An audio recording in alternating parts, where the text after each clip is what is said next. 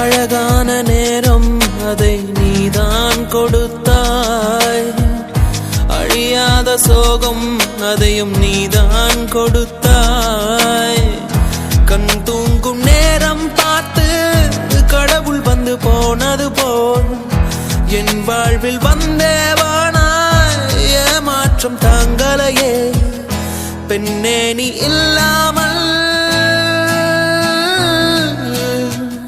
பூலோகம் இருட்டிடுதே.